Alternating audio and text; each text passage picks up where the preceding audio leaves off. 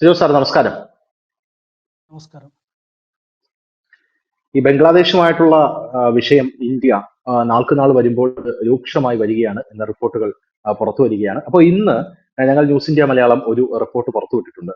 ആ റിപ്പോർട്ട് എന്ന് പറയുന്നത് ബംഗ്ലാദേശ് ഇന്ത്യയുമായി ഒരു സൈനിക നടപടി ആഗ്രഹിക്കുന്നു എന്നുള്ള റിപ്പോർട്ടാണ്. അതായത് നമ്മുടെ രാജ്യവുമായി ബംഗ്ലാദേശ് ഒരു യുദ്ധം ആഗ്രഹിക്കുന്നു എന്ന് നമ്മൾ ഒരു ഇന്റലിജൻസ് റിപ്പോർട്ടിൽ വെളിപ്പെടുത്തിയിട്ടുണ്ട്. അത് ബംഗ്ലാദേശ് ആഗ്രഹിക്കുന്നു എന്ന് പറയുമ്പോൾ സമാനമായിട്ടുള്ള ചെയ്തികളാണ് അവരുടെ ഭാഗത്തു നിന്ന് ഉണ്ടാവുന്നത് എന്നുള്ളതാണ്. ബംഗ്ലാദേശ് അതിർത്തിയിൽ നമ്മുടെ ഇൻഡോ ബംഗ്ലാ ബങ്കറുകൾ കുഴിക്കുകയാണ് എന്നുള്ള റിപ്പോർട്ടുകൾ പുറത്തു വരുന്നു. പോരാത്തതിന് അവിടെ BSF ജവാന്മാരെ നേരിടാനായി വലിയ രീതിയിൽ മണൽ അവർ നീക്കം ചെയ്യുന്നു എന്നുള്ള റിപ്പോർട്ടുകൾ പുറത്തു വരുന്നുണ്ട്. നേരത്തെ ബംഗ്ലാദേശിന്റെ ആർമി ചീഫ് പറഞ്ഞിരുന്നത് ഒരു യുദ്ധത്തിന് നിങ്ങൾ തയ്യാറാകൂ എന്നുള്ളതാണ്. പക്ഷെ ആ സമയത്ത് രാഷ്ട്രീയ നിരീക്ഷകരൊക്കെ പറഞ്ഞത് ആർമി ചീഫ് അങ്ങനെ പറഞ്ഞിട്ടുണ്ടെങ്കിൽ ഒരിക്കലും ആർമി ചീഫ് ഇന്ത്യയുമായിട്ടല്ല ഒരു യുദ്ധം ആഗ്രഹിക്കുന്നത്. കാരണം ബംഗ്ലാദേശിൽ ഇന്ത്യക്കെതിരെ പല ആൾക്കാരും രൂക്ഷമായിട്ടുള്ള വിമർശനങ്ങൾ ഉന്നയിച്ചപ്പോൾ ഇന്ത്യക്കെതിരെ മിതമായി പ്രതികരിച്ച ഒരു വ്യക്തിയാണ് ബംഗ്ലാദേശിലെ ആർമി ചീഫ് എന്ന് പറയുന്നത്. പുള്ളി ഒരിക്കലും ഇന്ത്യയുമായിട്ടൊരു യുദ്ധം ആഗ്രഹിക്കില്ല. പുള്ളി ചിലപ്പോൾ ഉദ്ദേശിക്കുന്നത് ഒരു പട്ടാളമായിരിക്കാം. കാരണം യുനെസിനെ അട്ടിമറിച്ചുകൊണ്ട് ഇവിടെ വരാനുള്ള ഒരു നീക്കമായിരിക്കാം, അല്ലെങ്കിൽ അരക്കൻ ആർമിയുമായിട്ടുള്ള ഒരു യുദ്ധമായിരിക്കാം എന്നാണ് പറഞ്ഞിരുന്നത്. രണ്ടാമത്തെ കാര്യം എന്ന് പറയുന്നത് ബംഗ്ലാദേശ് യുദ്ധം ഇപ്പോൾ ആഗ്രഹിക്കുന്നു എന്ന് പറയുമ്പോൾ നമ്മുടെ അതിർത്തി അശാന്തമാണ്. ഇൻഡോ ബംഗ്ലാ അതിർത്തി എന്ന് പറയുന്നത് അശാന്തമാണ്. കാരണം അവിടെ ഫെൻസിങ് നടക്കുന്നില്ല, ഫെൻസിങ് അവർ തടഞ്ഞിട്ടുണ്ട്. അവിടെ നിന്നും ഇങ്ങോട്ടേക്ക് കൊള്ളക്കാര് വരുമ്പോൾ ആ കൊള്ളക്കാരെ ഇന്ത്യൻ പട്ടാളം വെടിവെക്കുന്നുണ്ട്. ആ വെടിവെക്കുന്നത് വലിയ ഒരു ഗുരുതരമായിട്ടുള്ള ഒരു പ്രശ്നമാക്കി കാട്ടി നമ്മളെ ഇന്ത്യൻ ഹൈക്കമ്മീഷൻ ആയിട്ടുള്ള പ്രണോയ് റോയെ ബംഗ്ലാദേശ് വിളിച്ചു വരുത്തിയിട്ടുണ്ട്, യുനെസ് വിളിച്ചു വരുത്തിയിട്ടുണ്ട്. അപ്പൊ ഇന്ത്യ പറയുന്നത് ഇത് മനഃപൂർവ്വം അവിടെ നിന്ന് ഇങ്ങോട്ടേക്ക് ആളെ അയക്കുന്നതാണ് എന്നാണ് പറയുന്നത്. അപ്പൊ ഇന്ത്യയുമായിട്ടൊരു യുദ്ധത്തിനുള്ള ഒരു കെൽപ്പ് ഇപ്പൊ ബംഗ്ലാദേശിന് ഉണ്ടോ? ബംഗ്ലാദേശ് അങ്ങനെ യുദ്ധത്തിന് വന്നു കഴിഞ്ഞാലും എന്തായിരിക്കും ബംഗ്ലാദേശിന്റെ അവസ്ഥ? സാറിന് എന്താണ് തോന്നുന്നത്? അത് ബംഗ്ലാദേശ് ഇന്ത്യയായിട്ടൊരു യുദ്ധ സാഹചര്യം ഉണ്ടോയെന്ന് ഞാൻ വിചാരിക്കുന്നില്ല. കാരണം വെച്ചാൽ ബംഗ്ലാദേശിന് ഒരിക്കലും ഒരു യുദ്ധം അഫോർഡ് ചെയ്യാൻ പറ്റുന്ന ഒരു അവസ്ഥയല്ല ഇപ്പോൾ. അതൊരു ഉദാഹരണം പറഞ്ഞു കഴിഞ്ഞാൽ, ഇപ്പൊ നമ്മളൊരു 100 രൂപയുടെ ഒരു മൊബൈൽ റീചാർജിന് വരെയും അവര് 50% ടാക്സ് ഇട്ടേക്കും. അതായത് 100 രൂപ ഇത്രയും കാലം അടച്ചുകൊണ്ടിരുന്ന മൊബൈൽ റീചാർജ് 150 രൂപ അടച്ചാലേ ഇപ്പൊ ചെയ്യാൻ പറ്റുള്ളൂ. അതാണ് ബംഗ്ലാദേശിലെ അവസ്ഥ. ഒട്ടുമുക്ക സാധനങ്ങൾക്ക് ഒരു ടാക്സ് കൂട്ടിയിട്ടുണ്ട്. പുതിയ വാറ്റ് എന്നൊക്കെ പറഞ്ഞ് പുതിയ ടാക്സ് ഇട്ടിട്ടുണ്ട്. ചുരുക്കി പറഞ്ഞു കഴിഞ്ഞാൽ അവിടെ ജനങ്ങൾക്ക് ജീവിക്കാൻ പറ്റാത്ത അവസ്ഥയാണ്. അപ്പം അങ്ങനെ ഇരിക്കുന്ന അവസ്ഥയിൽ അവരുടെ മറ്റേ നമ്മുടെ അപ്പുറത്തെ സൈഡ് ഈ അരക്കൻ ആർമി പിടിച്ചൊരു ഏരിയ എല്ലാം പോയി, ചിറ്റഗോങ് ട്രാക്ക് പോയി. ഏകദേശം മറ്റേ സെന്റ് മാർട്ടിൻ ഐലൻഡ് ഒക്കെ കയ്യിൽ നിന്ന് പോയ ഒരു ലക്ഷണമാണ്. ഏകദേശം ആ ഒരു രീതിയിലാണ് കാര്യങ്ങൾ പോകുന്നത്. ചുരുക്കി പറഞ്ഞു കഴിഞ്ഞാൽ ഇപ്പം ബംഗ്ലാദേശിന് ഇന്ത്യയായിട്ട് അതിർത്തി വരുന്നത് മ്യാൻമാർ അതിർത്തി ശരിക്കും പറഞ്ഞാൽ അരാക്കൻ ആർമി വന്നതോടുകൂടി ആ അതിർത്തി ബ്ലോക്കായി. മ്യാൻമാറിൽ നിന്ന് ഇന്ത്യയുടെ നോർത്ത് ഈസ്റ്റേൺ സ്റ്റേറ്റുകളിലോട്ട് ഈ ഇൻസർജൻസിക്ക് വേണ്ടി മിലീഷ്യ ഗ്രൂപ്പുകളെയൊക്കെ വിടുന്നതിന് അവർക്കിപ്പോ തടസ്സമുണ്ട്. കാരണം വെച്ചാൽ തീവ്രവാദ ഗ്രൂപ്പുകൾക്ക് കയറാൻ ഇടയില്ല. ഇങ്ങോട്ട് വന്നു കഴിഞ്ഞാൽ ബുദ്ധിസ്റ്റ് ആയിട്ടുള്ള ഇവര് അരക്കൻ ആർമി അവരെ തടയുന്നുണ്ട്. അതുകൊണ്ട് തന്നെ മണിപ്പൂരിലോട്ട് പുറമേ നിന്ന് ആയുധങ്ങൾ വരുന്ന കുറഞ്ഞു. അപ്പൊ ഇപ്പുറത്തെ സൈഡിൽ ഒരു അവസ്ഥയുള്ളൂ. കാരണം അവർക്ക് ബംഗ്ലാദേശിന്റെ ബംഗാളിന്റെ ബോർഡറിൽ കൂടെയാണ് ഇപ്പൊ ഇവർ കടന്നു കയറിക്കൊണ്ടിരിക്കുന്നത്. അതിന് നമ്മുടെ തൃണമൂൽ കോൺഗ്രസിന്റെ ഒക്കെ സപ്പോർട്ട് ഉണ്ട്. കാരണം തൃണമൂൽ കോൺഗ്രസിന്റെ വോട്ട് ബാങ്കിങ് എന്ന് പറഞ്ഞു കഴിഞ്ഞാൽ അതിന്റെ ഒരു വലിയ ശതമാനം ഇവര് ഈ ബംഗ്ലാദേശ് ഇല്ലീഗൽ മൈഗ്രൻസ് ആണ്. ഒരു ഉദാഹരണം പറഞ്ഞു കഴിഞ്ഞാൽ ഈയിടെ ഞാനൊരു ബംഗാളി എന്നുള്ള ഒരു ബാർബർ ഉണ്ട് നമ്മുടെ നാട്ടിൽ. അപ്പോൾ പുള്ളിയായിട്ട് ഞാൻ സംസാരിക്കുകയായിരുന്നു. അപ്പോൾ പുള്ളി ആ നാട്ടിൽ നിന്നുള്ള സാധാരണ ഒരു ഹൈന്ദവനാണ്. അപ്പോൾ പുള്ളി പറഞ്ഞതെന്നാന്ന് വെച്ച് കഴിഞ്ഞാല് ഇവർക്ക് കിട്ടുന്ന, അതായത് ഇല്ലീഗൽ ബംഗ്ലാദേശികൾക്ക് തൃണമൂൽ കോൺഗ്രസിന്റെ ഗവൺമെന്റ് കൊടുക്കുന്ന പ്രിഫറൻസ് ആ നാട്ടിലെ യഥാർത്ഥ ബംഗാളികൾക്ക് അവർ കൊടുക്കുന്നില്ല. കാരണം വെച്ചാൽ അവര് ഒരു വോട്ട് ബാങ്ക് ആയിട്ടാണ് അവരെ കരുതുന്നത്. അതായത് ഗവൺമെന്റിന്റെ സ്ഥലത്തൊക്കെ വെറുതെ വന്ന് ഇവരൊരു ചായ്പ് കെട്ടി 2 ദിവസം കഴിയുമ്പോൾ അവരവിടെ കെട്ടിടം പണിത് അവരവിടെ കൂടും. അവർക്ക് തൃണമൂൽ കോൺഗ്രസിനെ പോലെയുള്ള പാർട്ടികൾ എന്ത് ചെയ്ത് കൊടുക്കുന്നുണ്ട്, ഈ ഇല്ലീഗലായിട്ട് ഇവിടെ താമസിക്കാനുള്ള ഐഡന്റിറ്റി കാർഡുകളൊക്കെ എത്തിച്ചു കൊടുക്കുന്നുണ്ട്. അതിനൊരു കോക്കസ് ഉണ്ട്. അതല്ല ഇന്ത്യ ഓൾറെഡി ബ്രേക്ക് ചെയ്തു. അപ്പം ഇങ്ങനെ വരുമ്പോൾ ഈ ബംഗ്ലാദേശ് അത് നിങ്ങൾ ശ്രദ്ധിച്ചാൽ ഇന്നലെ തമിഴ്നാട്ടിൽ നിന്നൊക്കെ 31 ബംഗ്ലാദേശികളെ പിടിച്ചായിട്ടുള്ള വാർത്തകൾ വന്നു. ഈവൻ കേരളത്തിൽ നിന്ന് വരെയും പിടിച്ചോണ്ട് പോയിട്ട് ഇവരെ നമ്മൾ ബംഗ്ലാദേശ് ബോർഡറുകളിൽ തള്ളുന്നുണ്ട്. എന്റെ ഇടത്തിൽ ഇവർ ബങ്കറുകൾ കുഴിക്കുന്നുണ്ട്, ആർമീനെ അവിടെ ഡിപ്ലോയ് ചെയ്യുന്നുണ്ടെങ്കിൽ ഇന്ത്യയിലുള്ള ഇല്ലീഗൽ ബംഗ്ലാദേശികളെ നമ്മൾ അങ്ങോട്ട് തട്ടാതിരിക്കാൻ വേണ്ടി ഡിപ്ലോയ് ചെയ്യുന്നതായിട്ടാണ് ഞാൻ കരുതുന്നത്. കാരണം എന്താണെന്ന് വെച്ച് കഴിഞ്ഞാൽ ഇവിടെയുള്ള ഏകദേശം കണക്കിൽ 2 കോടി ഉണ്ട്. അതൊരു 1 കോടിയും കൂടെ എക്സ്ട്രാ വരുമെന്നാണ് ഞാൻ കരുതുന്നത്. എങ്ങനെ ഒരു 50 ലക്ഷം എക്സ്ട്രാ കാണും? ഉം, അതായത് ഒരു 2.5 കോടി ബംഗ്ലാദേശികളെയും കൂടെ ഇങ്ങനെ ഇരിക്കുന്ന അവസ്ഥയിൽ ബംഗ്ലാദേശിലോട്ട് കൊണ്ടുപോയി ഇന്ത്യ തള്ളുക. അത് മുഴുവനും കൊണ്ടേ തള്ളാനൊന്നും പറ്റിയില്ലെങ്കിലും അതിലൊരു ഒരു ഉം, 10-15 ലക്ഷത്തിനെ തള്ളിയാൽ തന്നെ അവിടെ ഉണ്ടാക്കുന്ന ഇമ്പാക്ട് വളരെ വലിയ ഇമ്പാക്ട് ആണ്. കാരണം അവിടെ കഞ്ഞി ഉം, കുടിക്കാൻ അരിയില്ലാത്ത അവസ്ഥയിലിരിക്കുന്ന ഒരു സമയം. അതുകൊണ്ടാണ് ഇന്ത്യനെ അറ്റാക്ക് ഉം, ചെയ്യാന്ന് പറഞ്ഞു കഴിഞ്ഞാൽ അത് സാധ്യതയുള്ള കാര്യമല്ല. അതിലിപ്പോ നമ്മൾ സൂക്ഷിച്ച് വായിക്കേണ്ട കാര്യം എന്താന്ന് വെച്ചാൽ അവിടുന്ന് ബംഗ്ലാദേശിൽ നിന്ന് വരുന്ന റിപ്പോർട്ട് പ്രകാരം 2 ചാർട്ടേഡ് വിമാനങ്ങൾ ബംഗ്ലാദേശിൽ വന്ന് അവിടുത്തെ എയർപോർട്ടിൽ ലാൻഡ് ചെയ്ത് കിടപ്പുണ്ട്. ഒന്ന് സിംഗപ്പൂരിൽ നിന്നുള്ളത്, ഒന്ന് ദുബായിൽ നിന്നുള്ളത്. ഈ വിമാനങ്ങളിൽ ഏതെങ്കിലും ഒന്നില് ഈ മുഹമ്മദ് യൂനിസ് സിംഗപ്പൂർ ഒന്നെങ്കിൽ സിംഗപ്പൂരിന് പോകും, അല്ലെങ്കിൽ ദുബായിക്ക് പോകും, അവിടുന്ന് ഫ്രാൻസ് ഓർ ഉം. കാനഡയ്ക്ക് പോകും. ഇപ്പൊ ട്രംപ് അതെ. കാനഡയൊക്കെ വേണോന്ന് പറഞ്ഞതുകൊണ്ട് കാനഡയ്ക്കുള്ള ട്രിപ്പ് സാധ്യത കുറവാണ്. അതുകൊണ്ട് തന്നെ ഉം, ഫ്രാൻസിലോട്ട് തന്നെ തിരിച്ചു പോകാനാണ് സാധ്യത. ഉം, അപ്പം ഇൻ കേസ് യൂനിസ് അവിടെ വിട്ട് കഴിഞ്ഞാൽ ബംഗ്ലാദേശിൽ ഒരു വീണ്ടും അധികാരത്തിന് വേണ്ടിയുള്ള ഒരു വടംവലി ഉണ്ടാകും. അമേരിക്കൻ ഡീപ് സ്റ്റേറ്റിന്റെ ആ ഒരു ഉം, പ്രോഗ്രാം അവിടെ തകർന്നു വീഴും. അപ്പൊ രാജ്യത്ത് ഉം, മൊത്തത്തിലൊരു ഉം, അടിയന്തരാവസ്ഥ വരുന്ന ഒരു സിറ്റുവേഷൻ ഉണ്ടാവും. അപ്പൊ സ്വാഭാവികമായിട്ടും അവിടുത്തെ ലീഗലായിട്ടുള്ള കാര്യങ്ങൾ ഇപ്പൊ നോക്കിക്കൊണ്ടിരിക്കുന്ന അവിടുത്തെ ആർമിയാണ്. അതായത് ബംഗ്ലാദേശ് പോലീസുകാരൊക്കെ പണ്ടേ വീട്ടിൽ പോയി. കാരണം ഇവർ ഈ പൊളിറ്റിക്സിന്റെ ഭാഗമായിട്ട് അവരെ പിടിച്ചിട്ട് തല്ലാൻ തുടങ്ങിയതുകൊണ്ട് പോലീസുകാര് വീട് പിടിച്ചു. അതേപോലെ തന്നെ അവിടുത്തെ അധ്യാപകര് വീട് പിടിച്ചു. കാരണം ഇവരെല്ലാം പറയുന്നതെന്ന് വെച്ചാൽ ഷെയ്ഖ് ഹസീനയുടെ അനുഭാവികളാണ്. അവരെ അതുകൊണ്ട് ഇവര് ട്രസ്റ്റ് ചെയ്യുന്നില്ല, അതായത് നിലവിലുള്ള ഭരണകൂടം. അപ്പം ഈ ബംഗ്ലാദേശ് ആർമിയാണ് ലോ ആൻഡ് ഓർഡർ നോക്കിക്കൊണ്ടിരുന്നത്. അപ്പൊ ഈ ലോ ആൻഡ് ഓർഡർ ഉം, ഇനിയിപ്പോ ഇയാള് മുഹമ്മദ് യൂനിസ് ബംഗ്ലാദേശ് വിട്ടു കഴിഞ്ഞു കഴിഞ്ഞാൽ ഈ ലോ ആൻഡ് ഓർഡർ നോക്കുക എന്നുള്ളത് ബംഗ്ലാദേശ് ആർമിയുടെ ഒരു കടമയായിട്ട്. അപ്പൊ ആ കൂട്ടത്തില് ഉം, ഇന്ത്യ എന്നുള്ള ഇവിടെ ഇല്ലീഗലായിട്ട് പാർത്തവരെ ഇന്ത്യക്കാർ കൊണ്ട് അവിടെ തട്ടാനും കൂടെ തുടങ്ങി കഴിഞ്ഞാൽ അവർക്ക് നിക്കക്കളിയില്ല. അപ്പൊ അത് ഉം, ബ്ലോക്ക് ചെയ്യാനുള്ള ഒരു ഉം, നോട്ടം മാത്രമായിരിക്കും. അല്ലാതെ ഇന്ത്യനെ അറ്റാക്ക് ചെയ്യുക എന്ന് പറഞ്ഞാൽ നിലവിൽ ചൈനയ്ക്ക് വരെ ചിന്തിക്കാൻ പറ്റാത്ത ഒരു അവസ്ഥയിലുള്ള സമയത്ത് ഇന്ത്യയിലോട്ട് അറ്റാക്ക് ചെയ്ത് ഇന്ത്യയിലൊന്നും കിടന്നു കയറുക എന്ന് പറഞ്ഞു കഴിഞ്ഞാൽ അത്ര എളുപ്പമുള്ള കാര്യമൊന്നുമല്ല. അത്ര സിമ്പിൾ അല്ല ഇന്ത്യനെ പോലെ രാജ്യത്തെ അറ്റാക്ക് ചെയ്യുക. ഞാൻ പണ്ടും പറഞ്ഞിരുന്നു. ഉം, കാരണം അവിടെ ഇപ്പം 4 സൈഡും ഇപ്പൊ ഇന്ത്യക്കാർ തീരുമാനിക്കുന്ന പോലെ കാര്യങ്ങൾ നടക്കും. അതായത് മ്യാൻമാർ സൈഡിലും ഇന്ത്യക്കാർ ഉം, തീരുമാനിക്കുന്ന പോലെ കാര്യങ്ങൾ നടക്കുള്ളൂ. ബാക്കി എല്ലാ 3 സൈഡും നമ്മുടെയാണ്, അതായത് ഇന്ത്യൻ ബോർഡേഴ്സ്. ഉം, അപ്പൊ ഇവിടെ എന്ന് പറഞ്ഞു കഴിഞ്ഞാൽ നമ്മളെ ഒന്നും പണക്കിക്കൊണ്ട് ബംഗ്ലാദേശ് എന്ന് പറഞ്ഞ രാജ്യത്തിൽ ഉടക്കാനൊന്നും പറ്റില്ല. ഇത് സിമ്പിൾ ആയിട്ട് പറഞ്ഞു കഴിഞ്ഞാൽ ജോഗ്രഫി, അതായത് നിങ്ങൾക്ക് അമേരിക്കയിൽ നിന്ന് പണം വരുത്താം, ആയുധം വരുത്താം, പക്ഷെ അവരെ അയൽവക്കാരനായ 3 സൈഡിൽ നിന്നും ഇപ്പൊ 4 സൈഡിൽ നിന്നും ചുറ്റിയ നമ്മളെ അവർ മാറ്റിക്കളയാൻ പറ്റും? ഒരിക്കലും മാറ്റിക്കളയാൻ പറ്റില്ല. ഉം, അതായത് ഇങ്ങനെയുള്ള സിറ്റുവേഷനിൽ ജിയോ പൊളിറ്റിക്സിൽ എപ്പോഴും ഫൈനലി ജോഗ്രഫി ആണ് അതിലെ അൾട്ടിമേറ്റ് വിന്നർ. നമ്മുടെ ഏറ്റവും വലിയ ട്രംപ് കാർഡ് ഉം. എന്താ? ഈ സ്ഥലത്തിന്റെ ജോഗ്രഫിക്കൽ ജോഗ്രഫി. ഇതാണ്. ഈ സ്ഥലത്തിന്റെ ജോഗ്രഫിയാണ് നമ്മുടെ ഇന്ത്യയുടെ ട്രംപ് കാർഡ്. ഇന്ത്യനെ ബ്ലോക്ക് ചെയ്തിട്ട് ഉം, ബ്ലോക്ക് ചെയ്ത് ഇവർ ഏത് വഴി പോകും? അല്ല, ഞാനൊരു സിമ്പിൾ ആയിട്ട് ഒരു ചോദ്യം ചോദിക്കട്ടെ. ഇയാൾ കൊണ്ട് ഉം, പ്രൈവറ്റ് പ്ലെയിൻ അവിടെ ഇട്ടിട്ടുണ്ട്, ചാർട്ടേഡ് വിമാനങ്ങൾ ഇട്ടിട്ടുണ്ട്, ഇയാൾ ഏത് എയർ സ്പേസിൽ കൂടെ പുറത്തോട്ട് പോകും? ഉം, ഉം. ഇയാൾ ഏത് എയർ സ്പേസിൽ കൂടെ പുറത്തോട്ട് പോകും? ഇന്ത്യയുടെ നമ്മുടെ ഒന്നുകിൽ ഇന്ത്യയുടെ എയർ സ്പേസിൽ കൂടെ പോകുന്ന, അല്ലെങ്കിൽ എല്ലാം ഇന്ത്യയുടെ ഭാഗത്തൂടെ തന്നെ പോകണം. ഇന്ത്യ അവഗണിച്ചൊക്കെ പോകാൻ പറ്റില്ല. പോകാൻ പറ്റില്ല. അപ്പൊ ഇന്ത്യ അവഗണിച്ച് രാജ്യത്തിന് പുറത്തോട്ട് പോകാൻ പറ്റാത്ത ഒരു രാജ്യത്തിന് ഇന്ത്യയിൽ വന്ന് അറ്റാക്ക് ചെയ്യുന്നു, ഇന്ത്യയുടെ ഒരു ഏരിയ പിടിക്കുമെന്നും ഒക്കെ നമ്മൾ അതൊക്കെ വെറുതെ രസത്തിന് ആർക്കെങ്കിലും ഒക്കെ പറയാമെന്നല്ലാതെ അതൊന്നും പ്രാക്ടിക്കലി ചിന്തിക്കാൻ പോലും ഉം, പറ്റാത്ത കാര്യമാണ്. പിന്നെ രണ്ടാമത് നിങ്ങൾ ഉം. തന്നെ ഒരു വാർത്ത ചെയ്ത് ഞാൻ കണ്ട് ഇന്ത്യൻ ആർമിയുടെ ഇന്ത്യൻ നേവിയുടെ കാരിയേഴ്സ് 2 അറേബ്യൻ ഓഷ്യനിലോട്ട് അതെ, നീക്കിയിട്ടുണ്ട്. അതെ. അത് ഞാൻ ഉം, വിശ്വസിക്കുന്നത് എന്താണെന്ന് വെച്ച് കഴിഞ്ഞാൽ പാകിസ്ഥാനിൽ നിന്ന് ഉം, ബംഗ്ലാദേശിലോട്ട് ഷിപ്പുകൾ യാതൊരു തദ്ദേശയില്ലാതെ ഒരു അതായത് ആയുധങ്ങളായിട്ടും ഫുഡ് ഗ്രെയിൻസ് ഒക്കെ ആയിട്ടും ഒക്കെ പോകുന്നുണ്ട്. അപ്പൊ എനിക്ക് തോന്നുന്നത് ഇന്ത്യ ഉം, ഓൾറെഡി അറേബ്യൻ സീയിൽ ബ്ലോക്കേഡ് ഇട്ടിട്ടുണ്ട്. അതായത് അറേബ്യൻ സീയിൽ പാകിസ്ഥാനിൽ നിന്ന് പോകുന്ന ഷിപ്പുകൾ അവിടെ ബ്ലോക്ക് ചെയ്യുമെന്ന് ഞാൻ വിചാരിക്കുന്നത്. പുറത്തു വന്ന ഉം, വാർത്ത അതിനുവേണ്ടി ആയിരിക്കില്ല, വേറെ അല്ലാതെ അവിടെ ഒരു റീസൺ കാണുന്നില്ല. കാരണം ബംഗ്ലാദേശിലോട്ട് ഉം, ഈ ഉം, ഉം, പാകിസ്ഥാനിൽ നിന്നുള്ള തീവ്രവാദികളെ അവരെ ട്രെയിനിങ് പോകുന്ന ഒരു സെറ്റ് വന്നു പെട്ടിട്ടുണ്ട്, ആർമിയുടെ ഉദ്യോഗസ്ഥരൊക്കെ. അത് ഉം, ബ്ലോക്ക് ചെയ്തിട്ടുണ്ട്.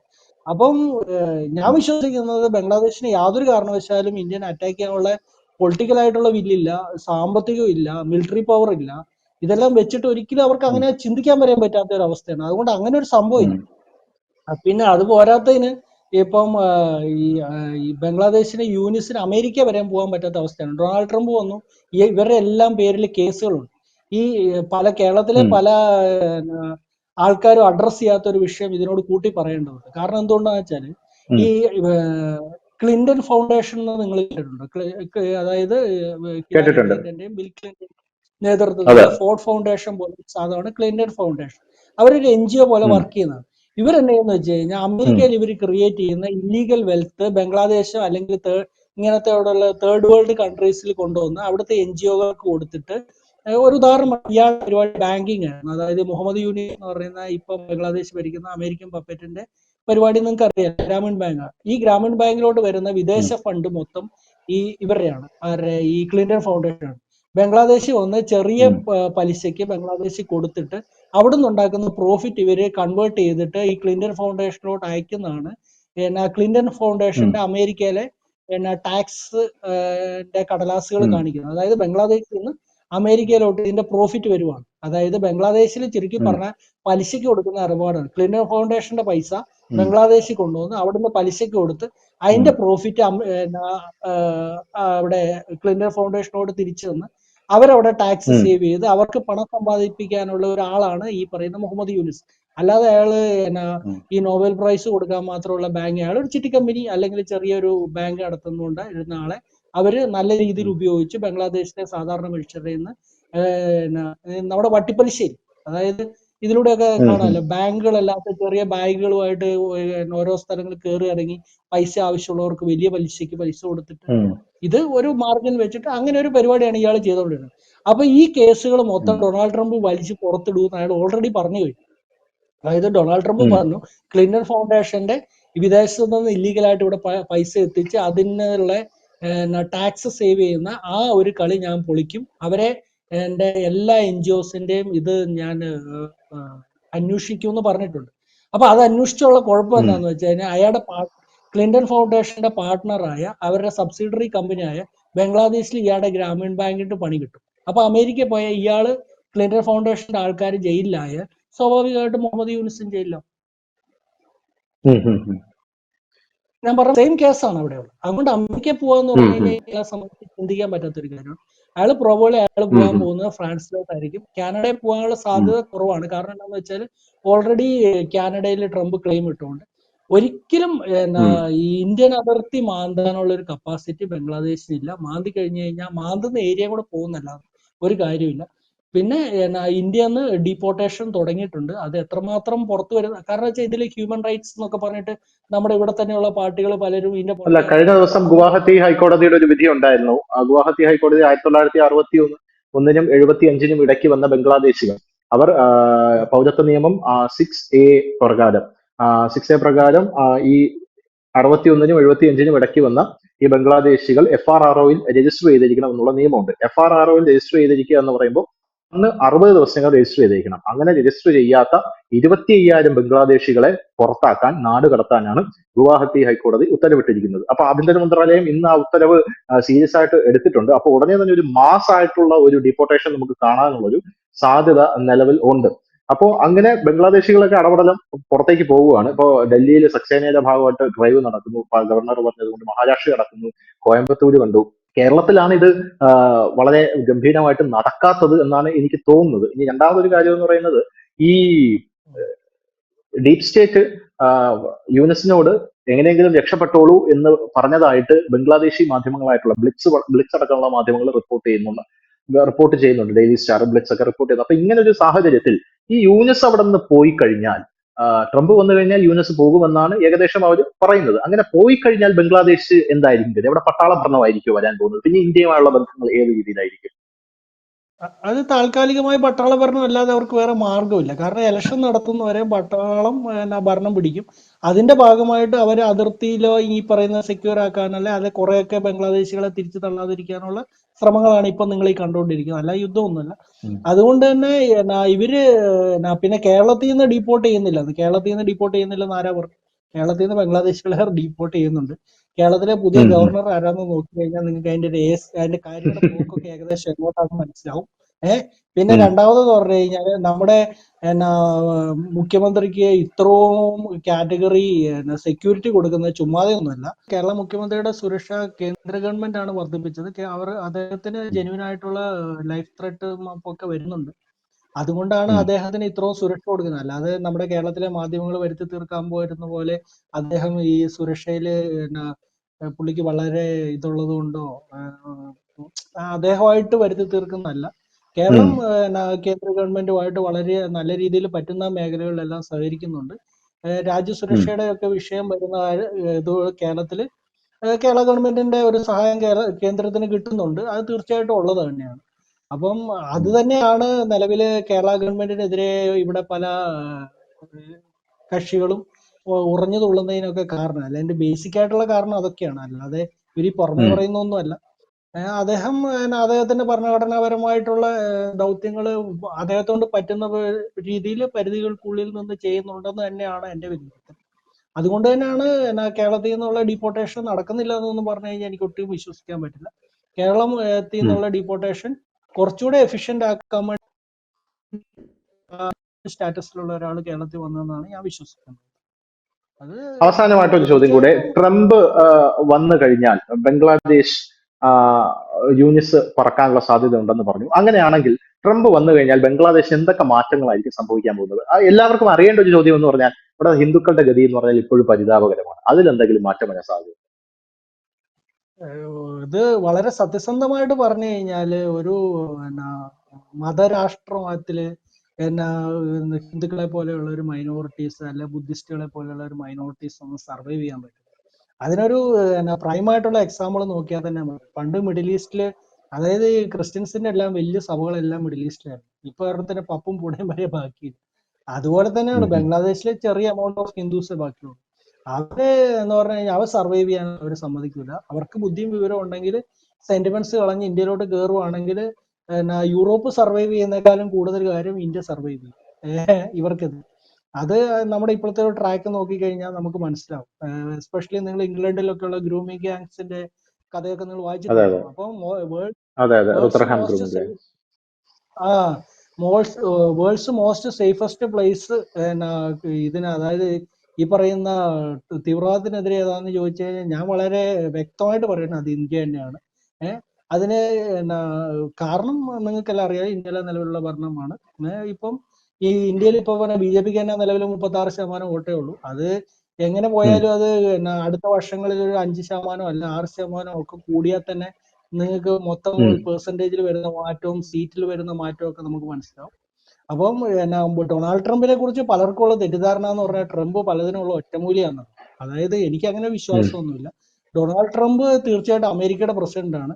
ഇന്ത്യനെ എപ്പോഴും കോർണർ ചെയ്ത് പിടിക്കേണ്ടത് അമേരിക്കയുടെ ആവശ്യമാണ്. അമേരിക്കൻ ഇൻട്രസ്റ്റ് ഇവിടെ കീപ്പ് ചെയ്യണമെങ്കിൽ നമ്മളെ എപ്പോഴും നമ്മുടെ അടുത്ത് വിലപേശാൻ അവർക്ക് എന്തെങ്കിലുമൊക്കെ വേണം. അതുകൊണ്ട് അമേരിക്ക ഇപ്പൊ ഡൊണാൾഡ് ട്രംപ് വന്നാലും ബംഗ്ലാദേശിലെ മിലിറ്ററിനെ ഒരു വിധത്തില് അവർ കൺട്രോൾ ചെയ്യാൻ തന്നെയാണ് സാധ്യത, അമേരിക്കൻ സ്റ്റേറ്റ് ഡിപ്പാർട്ട്മെന്റ്. and അവര് നമ്മളോട് പറയും അവരുടെ മിലിറ്ററി പറഞ്ഞാണല്ലോ പാകിസ്ഥാനിൽ അതുപോലെയാണല്ലോ, ഞങ്ങൾ നോക്കിക്കോളാം, പ്രശ്നമൊന്നും ഉണ്ടാകാതെ നോക്കിക്കോളാം എന്ന് പറയും. ആ സമയത്ത് അവരുടെ CIA പോലെയുള്ളത് അമേരിക്ക ബംഗ്ലാദേശിലെ ഈ മിലിറ്റന്റ് ഗ്രൂപ്പ്സിന് ഫണ്ട് ചെയ്യും. കുറെ എണ്ണത്തിനൊക്കെ ബംഗാൾ പോലെയുള്ള സ്ഥലങ്ങളിലൂടെ ഇങ്ങോട്ട് കടത്തിവിടാൻ ഇനിയും ശ്രമിക്കും.